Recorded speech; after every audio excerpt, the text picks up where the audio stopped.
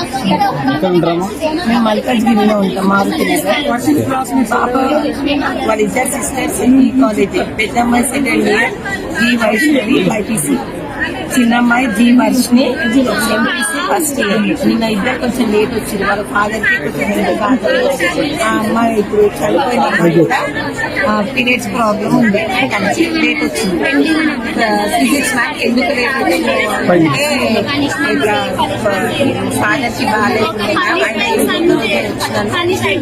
అని అంటే, లేదు మీరు ఎప్పుడు లేటే వస్తారు, నేను ఎగ్జామ్ రాయనిగా మీకు ప్రాక్టికల్ మార్క్స్ వేయాలని చెప్పేసి బయట 1 o'clock వరకు నిర్వచించారు.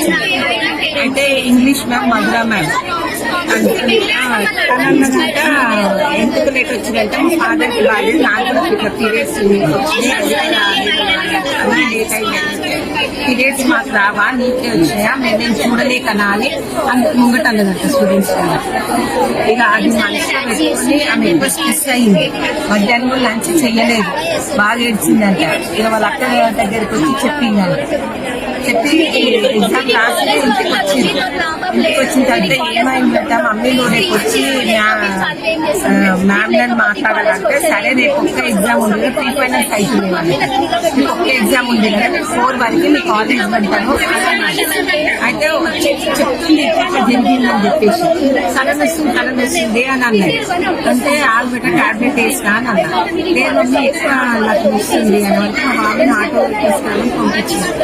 ఆటో తీసుకొని అన్కాన్షియస్ అయితే బెడ్ మీద పడుతుంటుంది, బెడ్ పడిపోయింది.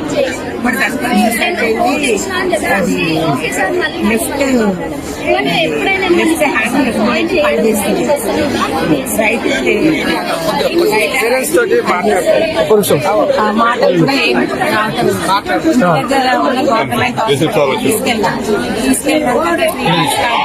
ఆమెకి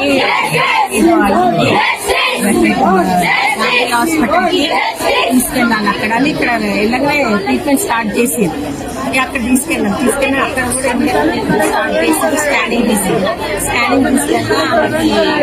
బ్రెయిన్ క్లాట్ అయిందమ్మా, ఆమె అసలు ఎప్పుడైనా పడ్డదా అని అడిగింది. అంటే లేదు ఎప్పుడు పడలేదు, నాకు ఎప్పుడు హెల్దీగానే ఉంటది అని అన్నా. అంటే కాలేజ్ లో ఇట్లా అయ్యింది అని అన్నారు, దాని వల్లనే ఎక్కువ స్ట్రెస్ అయింది అని అన్నారు.